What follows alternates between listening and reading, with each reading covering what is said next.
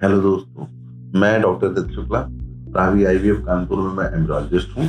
आज हम बात करने वाले हैं स्पर्म फ्रीजिंग, शुक्राणुओं की फ्रीजिंग क्या होती है। दोस्तों, ये टेक्नोलॉजी, ये साइंस निसंतानता से लड़ने में हमको बहुत साथ दे रही है। स्पर्म फ्रीजिंग एक ऐसी टेक्नोलॉजी है जिसने बड़ा कमाल किया है इस फील्ड में। अब देखो, इसको भी हम एक एग्जाम्पल से समझते हैं कि मुझे याद है 4-5 साल हो गए होंगे कि हालांकि ये बड़ा कॉमन था, लेकिन एक एक एक 24-25 साल का लड़का था जिसको किसी चीज का कैंसर था। तो वो कीमोथेरेपी के लिए जा रहा था, एंड कीमोथेरेपी का बॉडी में जितना कैंसर से लड़ने में इफेक्ट होता है उतने ही साइड इफेक्ट होते हैं। तो जनरली हम लोग एडवाइस करते हैं कि इस तरह के किसी रेडिएशन वाले या केमिकल वाले ट्रीटमेंट के पहले हमको जो बॉडी की सेल्स हैं उनको हम अगर हम जैसे स्पर्म है उसको प्रिजर्व कर लेना चाहिए, ताकि ये सब चीजें होने के बाद अगर हमको जरूरत पड़ती है तो हम लोग नेचुरल जो अच्छे स्पर्म है उनको यूज कर सकें। तो उस केस में उस लड़के ने पहले अपने स्पर्म फ्रीज कराए, 2 या 3 सैंपल फ्रीज कराए, और फिर उसके बाद वो अपनी कीमोथेरेपी के लिए गया जिसमें उसको 2 से 3 साल लगे। और उसके बाद वो बिल्कुल ठीक होकर के वापस से अपनी वाइफ के साथ आकर के जो अपने फ्रीज स्पर्म रखे थे उनसे उसने अपना आगे कंटिन्यू ट्रीटमेंट कराया, जिससे उसको बच्चा हो गया और उस बच्चे में उस तरह की कोई प्रॉब्लम नहीं है। तो ये फायदा होता है। कई बार आपने देखा होगा कि हस्बैंड और वाइफ के प्रॉपर टाइम पे ना मिलने की वजह से वाइफ की एज ज्यादा हो गई, हस्बैंड कहीं और काम करता है, उस समय वो नहीं पे वो हस्बैंड वाइफ के साथ में नहीं मिल पा रहा है जिस वक्त उसका फॉलिकल रप्चर हो रहा है, हस्बैंड किसी और देश में है। जब भी वो यहाँ आया हमने स्पर्म फ्रीज कर लिए और हमने आईयूआई की प्रक्रिया से या आईवीएफ की प्रक्रिया से उनके हस्बैंड के स्पर्म को यूज करके तो प्रेगनेंसी दे दी। तो ये कुछ इस तरीके की चीजें हैं जिससे स्पर्म फ्रीजिंग का पर्पस, उसका मकसद निकल के आता है।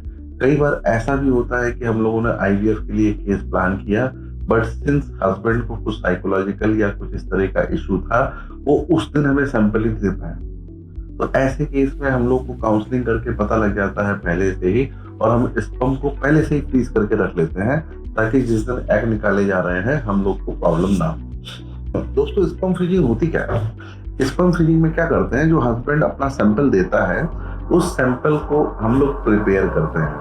उसमें से जो हेल्दी, ताकतवर, अच्छे चलने वाले शुक्राणु हैं उनको सेपरेट कर दिया जाता है। उसका अलग प्रोसेस है, अलग वीडियो में बताऊंगा। जो सेपरेटेड स्पर्म्स हैं, जो अच्छे स्पर्म्स हैं, उनको हम लोग लिक्विड नाइट्रोजन में -196 डिग्री सेंटीग्रेड पे फ्रीज कर लेते हैं, और उससे जब भी हम लोग को जरूरत होती है तो वापस से इसको 37 डिग्री सेंटीग्रेड पे लाकर फाइन करने पर ये हेल्दी स्पर्म हमको मिल जाते हैं। ये एक बड़ा नॉर्मल सा प्रोसेस अब है एआरटी सेंटर्स, आईवीएफ सेंटर्स के लिए। तो अगर आपको कुछ इस तरह का इशू है या इनफर्टिलिटी की प्रॉब्लम है, या आपको दिमाग में डाउट आता है कि स्पर्म फ्रीजिंग से क्या फायदा है, या स्पर्म फ्रीजिंग हम क्यों कराएं, तो या स्पर्म फ्रीजिंग से कोई नुकसान तो नहीं है, तो आप इसको नीचे लिखो, मैं उसका आंसर दूंगा।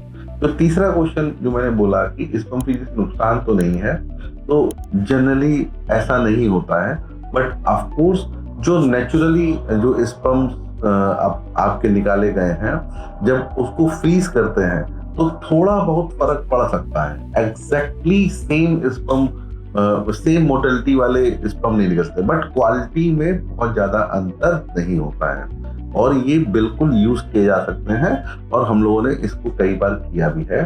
तो it's a routine process in our center. तो it's a kind of very helpful process for those couples who are not, जो एक दूसरे के साथ ज्यादा टाइम या ज्यादा समय नहीं रह पा रहे हैं किसी वजह से, या कुछ प्रॉब्लम्स की वजह से उनके स्पर्म्स को खराब होने का खतरा है, या किसी भी कारण की वजह से, स्पर्म फैक्टर की वजह से वाइफ कंसीव नहीं कर पा रही है, उस केस में हम लोग को स्पर्म फ्रीजिंग करने से बहुत फायदा। Thank you so much for watching मी। अगर कोई सवाल आता है तो उसको लिखो, मैं उसका आंसर जरूर दूंगा। All the best.